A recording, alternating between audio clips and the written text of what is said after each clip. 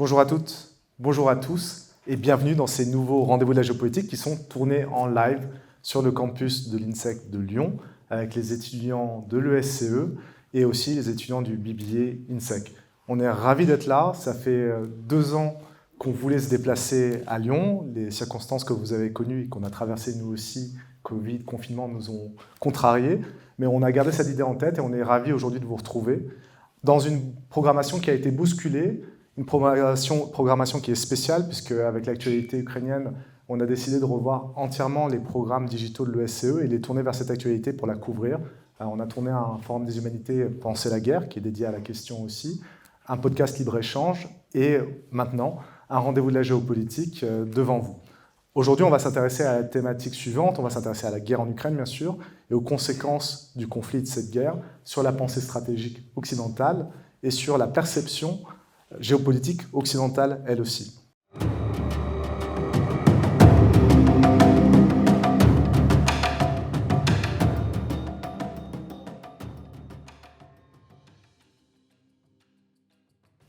Alors, pour ces rendez-vous de la géopolitique, comme d'habitude, j'ai le plaisir de retrouver Fabrice Ravel.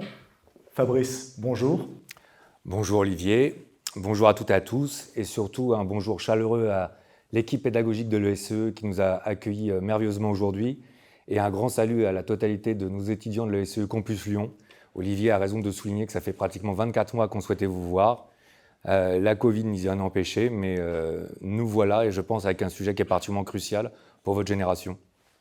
Oui, et justement, avant même de débuter, ce qui est important, ce qu'on fait parfois dans les rendez-vous de la géopolitique, c'est qu'on pose les concepts, les notions. Et là, on le voit dans l'intitulé de la thématique, il y a beaucoup de concepts qui méritent d'être explicités.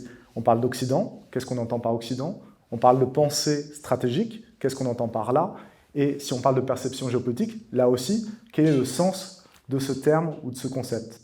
Oui, en préambule, dans la continuité de vos propos initiaux, vous me permettrez de faire remarquer qu'évidemment, on s'est un petit peu interrogé sur la thématique. C'était difficile en cette fin mars 2022 de faire un autre sujet que l'Ukraine, même si on l'a déjà évoqué.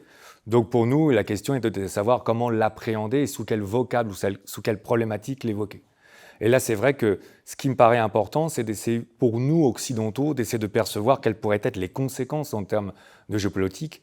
Donc évidemment, on a un premier vocable qu'il faudrait définir longuement, sur lesquels d'ailleurs il pourrait y avoir des différences d'interprétation qui seraient très importantes. Mais là, pour dire clairement les choses, on va prendre le terme d'occidental dans sa définition la plus étroite ou la plus réduite. On voit bien que c'est une facilité de langage pour montrer d'une part les États-Unis d'Amérique et l'Europe ou l'Union européenne. Ça, c'est le premier aspect qu'il faut préciser. Même si on est parfaitement d'accord, ce serait contestable s'il fallait appréhender le monde par rapport à d'autres civilisations ou d'autres États. Il y a un deuxième point qui paraît important, et ça c'est vrai que j'ai à cœur de le préciser pour nos étudiants, parce que là, on a la stratégie et on a la conception géopolitique. La stratégie, c'est bien sûr la démarche qui consiste à savoir qu'est-ce qu'il s'agit de mettre en place pour atteindre un objectif, mais la pensée géopolitique, enfin la pensée stratégique, mais la conception géopolitique, c'est quelle est l'idée qu'on peut se faire de la géopolitique, quel est son mode de fonctionnement, comment est-ce que la géopolitique, ça fonctionne. Et je crois qu'on va être amené à revenir dans le cadre de cette séance. L'une des conséquences les plus fondamentales des événements depuis le 24 février 2022, c'est que je pense que les Occidentaux sont touchés de plein fouet en termes de réflexion sur la perception qu'ils avaient auparavant de la géopolitique et sur la réalité de la géopolitique telle qu'elle transparaît désormais avec cette guerre entre la Russie et l'Ukraine. Alors, si vous le voulez bien, Fabrice, on va essayer de faire un distinguo justement entre cette pensée stratégique et la conception géopolitique. On va commencer d'abord par la pensée stratégique, et puisqu'on parle de l'Occident, on va essayer de découper aussi ce bloc et parler des États-Unis. Quels sont les enseignements qui sont liés, qui sont retirés de la guerre en Ukraine par les États-Unis aujourd'hui, du point de vue stratégique? Alors là, on peut considérer qu'il y en a globalement 3. Donc c'est comme une sorte de démarche, si vous me permettez, par cercle concentrique de plus en plus élargi et de plus en plus important, donc des considérations qu'on qualifiera d'abord de tactiques, puis d'opérationnelles et stratégiques. Et si on se met à aborder la première dimension la plus immédiate, ou qu'on pourrait qualifier de tactique, il y a quand même un point qui paraît un petit peu surprenant, on va s'efforcer de l'expliquer, c'est toute la communication, le discours américain qu'on a finalement, non seulement dans le cadre de cette crise, un tout petit peu en amont par rapport à la crise, et même plus généralement d'ailleurs depuis quelques mois ou quelques années. De quoi s'agit-il ?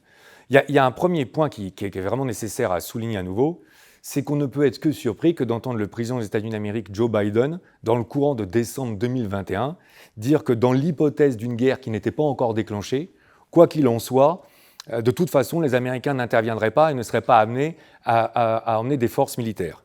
C'est un point qu'il est capital à se remémorer et à intégrer, parce qu'on comprend bien là, ça c'est quand même, on va dire, assez basique en géopolitique, que forcément les Russes ont entendu cet aspect ou ce discours, et que forcément Vladimir Poutine n'a pu qu'être intéressé par le fait d'entendre ou de comprendre qu'on levait l'hypothèse ou qu'on levait l'hypothèque de l'intervention américaine.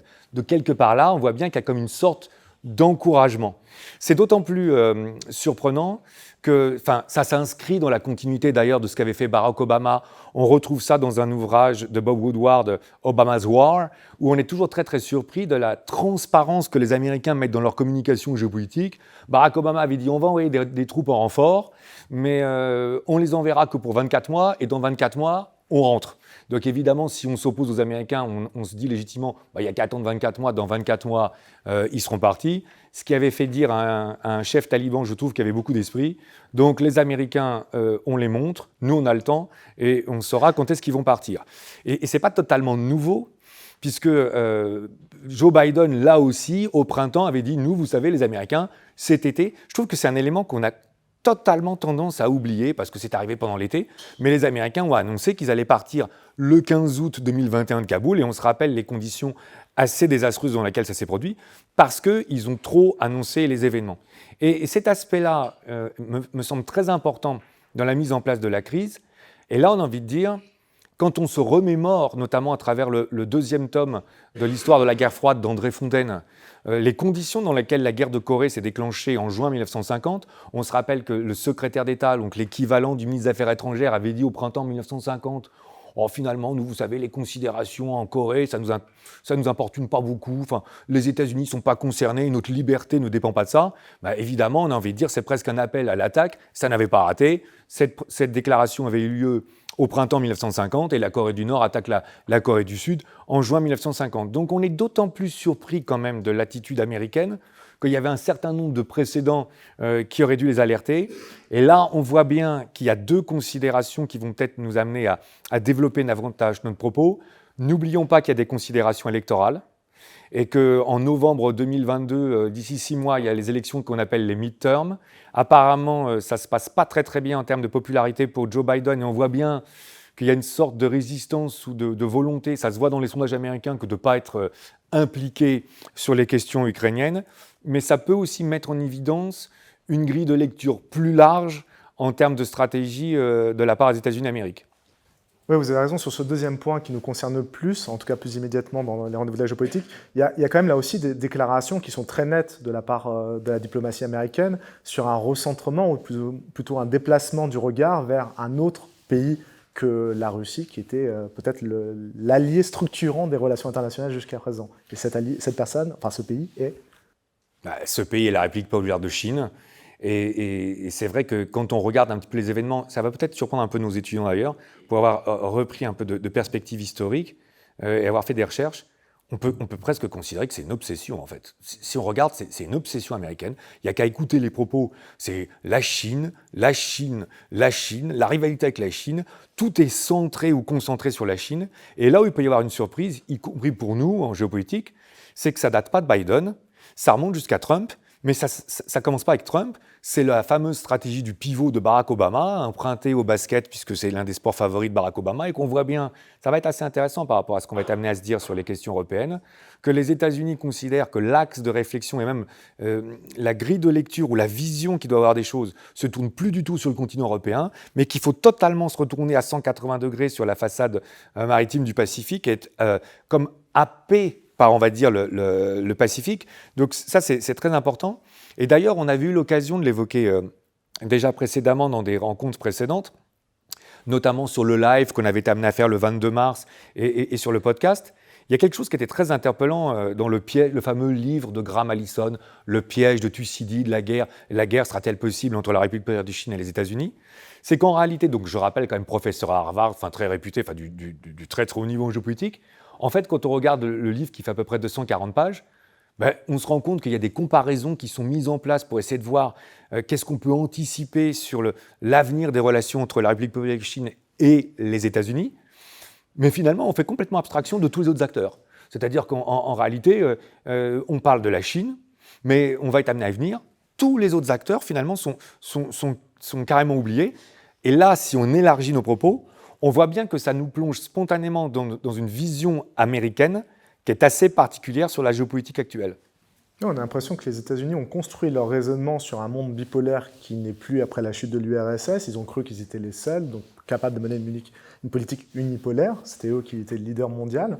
Et aujourd'hui, ils ont voulu presque reconstruire un monde bipolaire avec la Chine. Et la situation actuelle montre qu'un nombre d'acteurs croissants apparaît sur la scène internationale et qu'il va falloir en tenir compte pour réorganiser, restructurer sa pensée stratégique. Oui, c'est exactement ça. Et d'ailleurs, en guise de transition, ça aussi, c'est quelque chose qu'on avait été amené à dire devant nos étudiants à Paris, là aussi en live, je me souviens bien en septembre. On se posait, il était encore temps de se poser la question, de se dire Vladimir Poutine et Joe Biden sont-ils condamnés à être adversaires en géopolitique? Parce que, évidemment, là, ça prend un relief particulier depuis le déclenchement de la guerre en Ukraine, mais il y a quand même quelque chose qui est assez interpellant dans cette, on pourrait quand même dire, manque de stratégie américaine ou de cohérence. Notamment si on reprend les propos de Brzezinski ou si on reprend les propos de Kissinger, c'est que si vous partez du principe à tort ou à raison, on peut en discuter, à tort ou à raison, mais si vous actez le fait, comme c'est le cas globalement de la société américaine, s'il y a bien un point de consensus sur la société américaine, que vous soyez républicain ou démocrate, ou que vous soyez derrière Trump ou derrière Biden, c'est la perception d'une menace chinoise, à tort ou à raison. Mais là, la logique eût voulu qu'à ce moment-là, vous pouvez légitimement vous interroger sur « Ok, mais qu'est-ce qu'on fait des Russes ?» Or, on a l'impression qu'on les a complètement ignorés. C'est même pas qu'on a voulu les écarter, c'est qu'on les a pas pris en compte.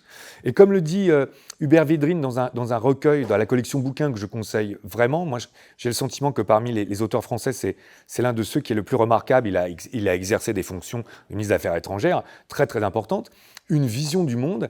Il y a un terme qui m'a beaucoup prêté à sourire parce qu'il me dit, mais c'est même pas qu'on est dans un monde bipolaire, mais Hubert Védrine fait remarquer, un monde multipolaire, c'est non seulement un contresens géopolitique, mais c'est un contresens physique. Qu'est-ce que c'est que quand on a plus de deux pôles? Et donc en fait, on est en train de se rendre compte que nous, les Occidentaux, par facilité, par histoire, par peur aussi peut-être de perdre un monopole dans la géopolitique, on est en train d'oublier qu'on est loin d'être tout seul. Et que l'idée qui consisterait à dire, bon, il y avait la guerre froide avec les Russes, puis maintenant il y a la guerre froide avec les Chinois, c'est peut-être très simple.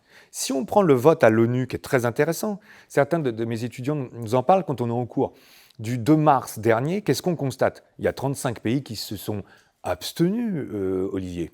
35 qui se sont abstenus. Et on pourrait déjà faire un petit calcul d'ordre démographique.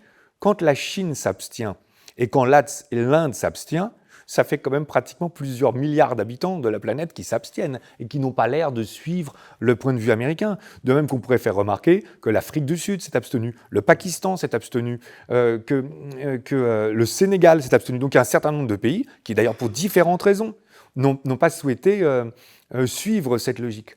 Ce qui est aussi intéressant dans la continuité, c'est qu'il y a certains pays dont je trouve qu'en Europe, on oublie qu'ils ont un rôle décisif en termes de négociation et d'échanges diplomatiques. Je pense notamment à la Turquie, qui est en train de jouer un rôle essentiel pour essayer de trouver des solutions diplomatiques entre la Russie d'une part et l'Ukraine d'autre part. Et tout ça, quelque part, ça remet en évidence ou en exergue une critique qui avait été faite par Roman Farrow, c'est un prix Pulitzer. Le terme en français, c'est paix sur guerre. Alors, je dis tout de suite à mes étudiants que je ne suis pas très, très convaincu par la traduction française. Je trouve que le War on Peace, c'était beaucoup plus clair, parce qu'en gros, c'est la guerre qu'on a déclarée à notre diplomatie, ou même à la solution diplomatique. Et Roman Farrow d'insister sur le fait, le problème des États-Unis, c'est qu'ils ont privilégié les conflits, ils ont privilégié la force militaire. Or, dans un monde dans lequel il y a plusieurs acteurs, il va falloir redécouvrir l'intérêt d'un grand corps diplomatique développé et de la nécessité d'échanger avec plusieurs partenaires si on veut retrouver la paix dans un équilibre. Alors, si on tire le fil toujours de la pensée stratégique et qu'on s'intéresse à l'autre partie du monde occidental, l'Europe, là aussi, c'est quelque chose de très intéressant parce si on pense à leur pensée stratégique, si je voulais être un peu provocateur, on sombre dans un abîme. Alors, il y a du mieux, on sent qu'il y a une volonté de concevoir cette pensée stratégique, mais on part de loin notamment c'est lié à l'histoire de la construction européenne, la volonté d'un monde pacifié, et donc à l'absence de stratégie ou de pensée, de calcul géopolitique peut-être. Ah mais là, c'est pas qu'on parte de loin, hein. Si on peut on est entre nous, je le sais bien, donc on va se dire quand même que la chose, pensée stratégique européenne en géopolitique, moi j'aimerais dire, quelle pensée? Enfin, ce qui caractérise les Européens depuis 30 ans, en géopolitique, c'est qu'ils pensent plus. Et d'ailleurs, si vous me permettez, il y a quelque chose, on parlait de la Covid qui nous a empêchés de rejoindre nos étudiants lyonnais plus rapidement, mais il y a quelque chose qui était assez frappant dans les premiers mois, ça m'avait profondément marqué, donc du printemps 2020, c'est que tout d'un coup, en Europe, on a été resurpris du fait qu'il y a certains objets, le masque, certains médicaments, qui sont à vocation stratégique. Et que si on n'est plus capable de les produire, tout d'un coup, on commence à dépendre d'un monde qui, pour différents intérêts politiques, peut plus ou moins marchander le fait de nous aider. De même qu'avec la crise ukrainienne, on voit bien que ça a des conséquences, on est abasourdi, nous, en géopolitique, de voir que les Allemands ont l'air de découvrir qu'ils dépendent des Russes pour le gaz, ce qui quand même est assez facilement palpable quand on regarde la composition énergétique. Et donc tout d'un coup, on a l'impression que les Européens sont en train de redécouvrir qu'effectivement, il n'est pas totalement parfois inutile d'être un stratège en géopolitique. Et il y a un élément qui vient corroborer ça. Alors évidemment, ce n'est pas toujours agréable de se l'entendre dire, mais quand Donald Trump, lors des différents sommets, faisait remarquer aux pays européens de l'OTAN qu'il n'y en a pratiquement que 8 sur la plus des vingtaines qui avaient un budget ou un produit intérieur brut en termes d'investissement militaire qui équivalait aux 2% qui étaient demandés. Aujourd'hui, on a 8. Que les Européens investissaient très très peu dans les questions militaires. En gros, on y reviendra, c'était un monde débarrassé de la guerre. Les Européens, dans la lecture, certainement nos étudiants lyonnais nous ont entendu à plusieurs reprises de Francis Fukuyama, La fin de l'histoire, on était parti dans une géopolitique où il n'y avait plus la guerre.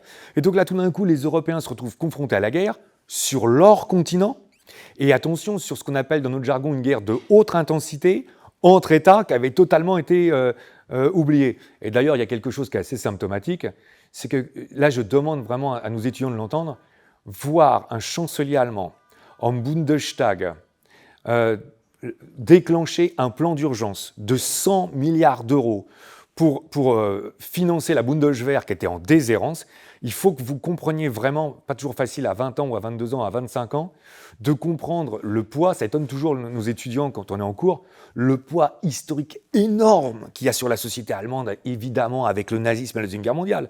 Donc pour les Allemands, c'est une remise en cause à 180 degrés, c'est ce qu'on appelle souvent une sorte de révolution copernicienne, qui consiste à dire, bon alors maintenant, il faut un nouveau armée. De même qu'un pays comme le Danemark, qui est neutre, envisage maintenant de ne plus être neutre.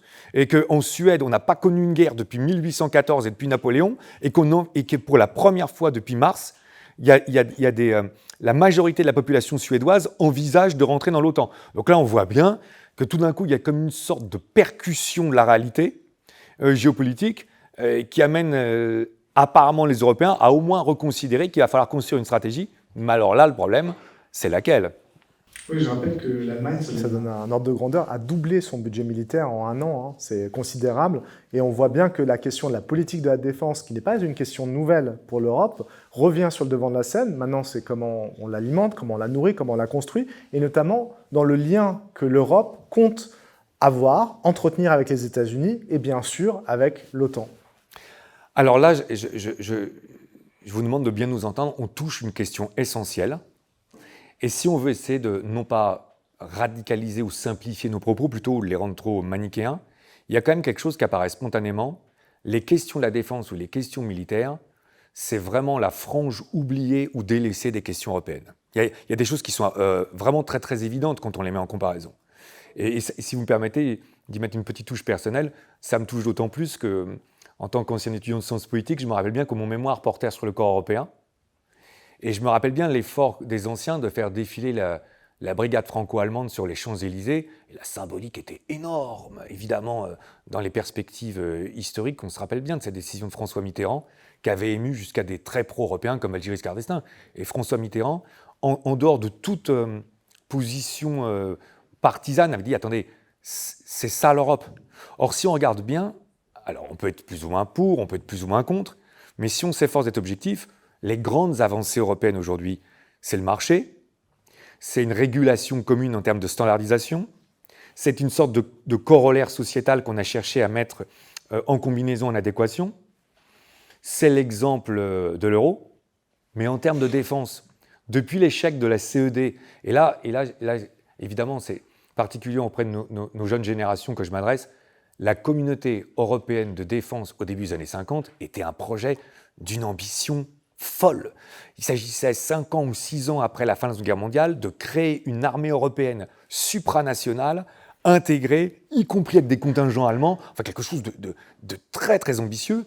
Mais suite à cet échec-là, il faut être honnête, ensuite on a été un peu timoré, et donc les évolutions étaient assez rares. On a fait, d'abord il y a eu la force d'action rapide, la phare, et puis il y a eu la brigade franco-allemande avec une symbolique évidemment très très importante, et puis il y a eu l'Eurocorps, la PESC, mais en fait si on regarde bien, les avancées sur les questions européennes sont très peu importantes, et là en fait il va y avoir une question clé, c'est quelle armée européenne indépendante ou pas de l'OTAN?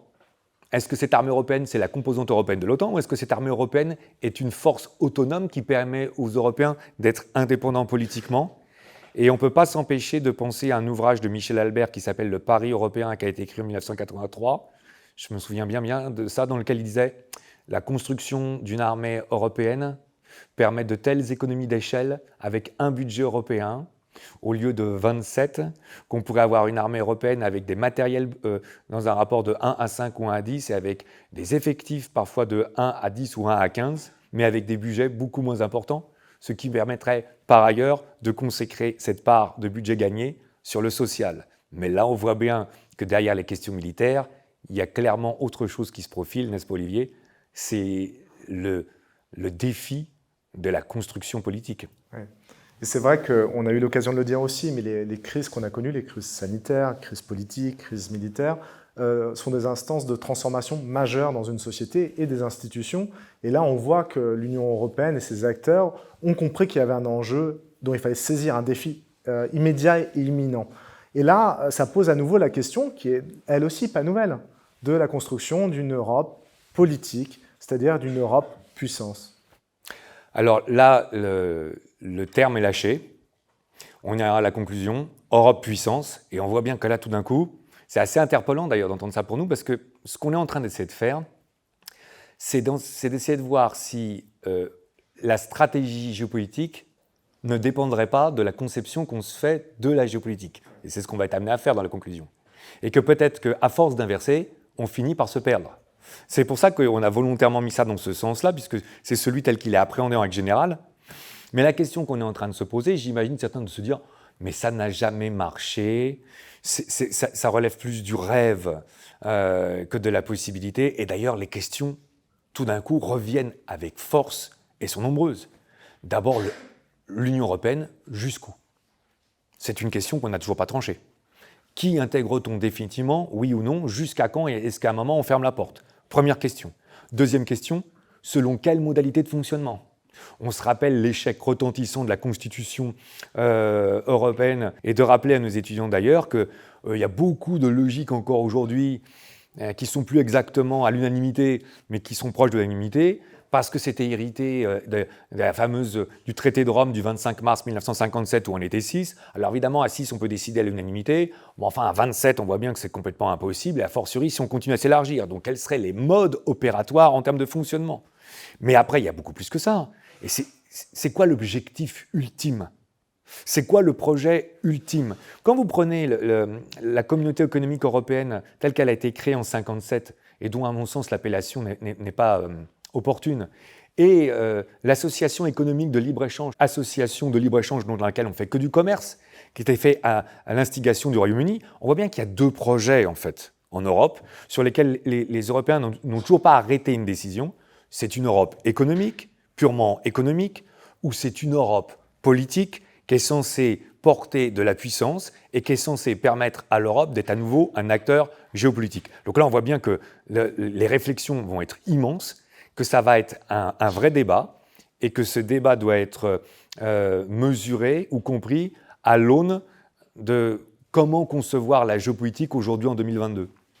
Je vous propose d'attaquer le deuxième aspect de notre question, justement la perception géopolitique. Et on voit, vous avez fait le point assez naturellement, prenons peut-être la région du monde occidental qui a une vision géopolitique, mais interrogeons-nous dessus, donc c'est les États-Unis évidemment, et quel est le rôle que les États-Unis souhaitent tenir dans le monde, comment ils souhaitent se projeter dans le monde, et là aussi c'est quelque chose qu'on a vu régulièrement, il y a une oscillation et une hésitation chez les Américains.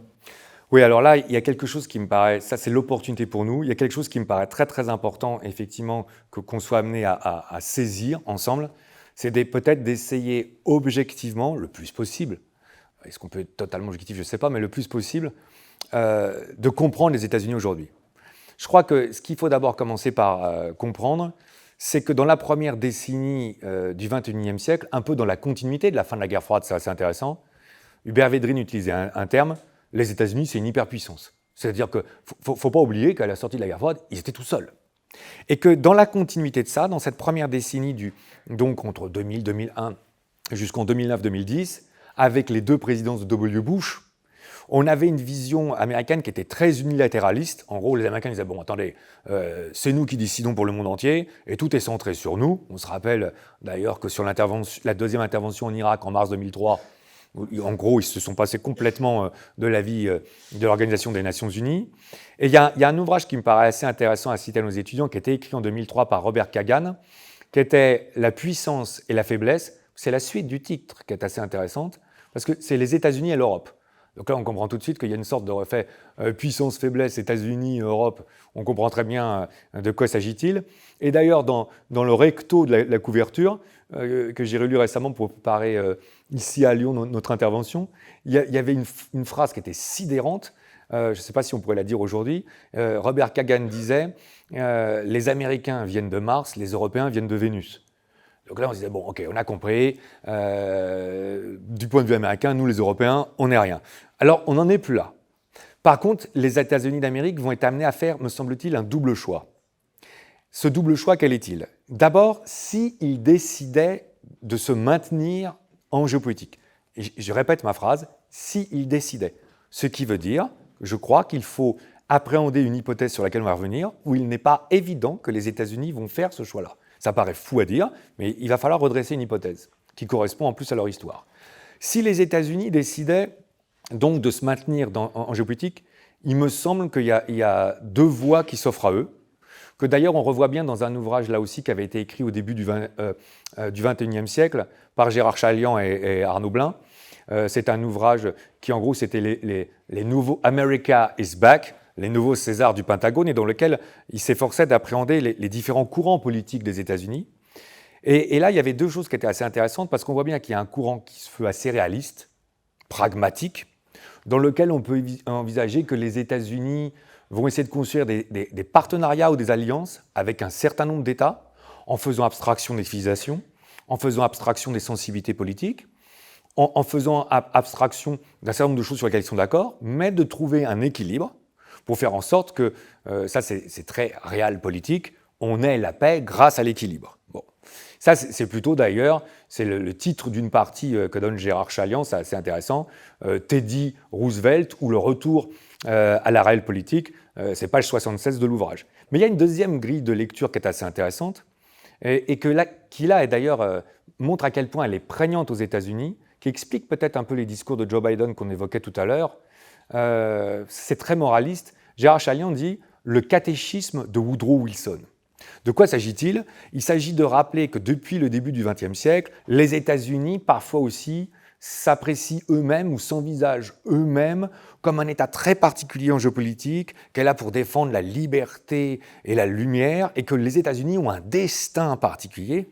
Mais alors, en l'occurrence, ça change tout, parce que ça veut dire que les États-Unis, s'ils s'inscrivent dans cette grille de lecture, ne pourraient percevoir une alliance qu'avec des démocraties, avec un risque pendant qui consiste à nous amener sur une logique où tous les pays qui ne seraient pas des démocraties alors s'inscriveraient directement contre une alliance occidentale, ce qui n'est pas forcément d'ailleurs très, très heureux. Donc là, il y a un premier choix, mais je crois qu'il y a une autre hypothèse qu'il ne faut pas complètement écarter, et qui est la suivante, c'est que la tradition historique américaine, la tradition politique américaine, c'est la doctrine Monroe, telle qu'elle a été édictée le 2 décembre 1823 lors d'un message au Congrès par le 5e président des États-Unis, James Monroe, qui est la doctrine de l'isolationnisme, et qui consiste à dire, nous les Américains, ça va bien tout ça, mais on se retire des relations internationales, comme j'attire votre attention, il l'avait fait suite à la Première Guerre mondiale. On oublie trop souvent que c'est Woodrow Wilson qui a proposé la Société des Nations, mais les Américains n'ont pas souscrit à la Société des Nations. Et là, pourquoi est-ce qu'il pourrait être tenté par ça ? Parce qu'il pourrait considérer que le monde actuel étant trop compliqué à gérer de par la multiplicité des acteurs, le monde actuel n'étant pas assez dangereux par les États-Unis, parce que qui menace véritablement les États-Unis d'Amérique là ? Enfin, quel pays proche qui peut les menacer ? Et en plus, accaparés comme ils peuvent l'être par des questions sociétales internes, on voit bien quand même que les États-Unis sont profondément divisés, les dernières élections présidentielles l'ont montré, on pourrait avoir cette sorte de tentation Monroe, si vous me permettez cette expression, c'est-à-dire les États-Unis, où nous, finalement, ça ne nous intéresse plus. Et ça va évidemment poser une question d'autant plus importante que ça va nous ramener sur un acteur à ce moment-là, qui est l'Europe ou l'Union européenne. Oui, sur la perception géopolitique de l'Europe, c'est quelque chose dont on a beaucoup discuté. C'est vrai qu'il y a une tradition géopolitique européenne qui est forte, que ce soit chez les Allemands, chez les Anglais ou la France. Mais aujourd'hui, on a l'impression d'être là aussi dans une sorte de vide géopolitique qu'on a déjà un peu évoqué. Oui, alors et là, on est en train devant nos étudiants, j'ai envie de dire, nous tous, Européens, parce qu'habitant en Europe, j'attire l'attention de chacune et chacun d'entre vous dans cette salle. On est face à une question que je qualifie, moi, en ce qui me concerne, d'existentielle. C'est-à-dire que là, la question qui est en train d'être posée à l'Europe, c'est un peu la question telle qu'on se la posait à l'acte 3 d'une fameuse pièce de Shakespeare, Hamlet. Là, la question qui est posée aux Européens, ça va tout simplement être ou ne pas être. Parce qu'il y a un ouvrage qui avait été sorti en 2008, qui était un ouvrage collectif, dont le titre, je trouvais, était très, très évocateur ou très, très révélateur. C'était « L'Europe, la puissance au bois dormant ». On a vraiment l'impression, égard à tout ce qu'on est en train de dire, que les Européens se sont complètement assoupis, complètement endormis, qu'ils ont complètement oublié de penser en stratégie géopolitique, qu'ils ont complètement oublié de se percevoir en tant qu'acteurs en termes de géopolitique, et que de par les événements en Ukraine, il va devenir urgent de savoir ce qu'on souhaite être à nouveau. À mon sens, c'est indispensable si l'Europe veut non seulement continuer à écrire l'histoire, mais en faire partie, et surtout, c'est indispensable pour cette jeune génération européenne qui est en face de nous, car l'objectif principal des dirigeants européens, ça va être de permettre, à travers une Europe puissance, de leur donner la liberté que d'avoir encore le choix d'avoir un destin. Écoutez Fabrice, je vous propose d'arrêter sur cette conclusion. Merci Fabrice. Merci à vous et merci à la salle.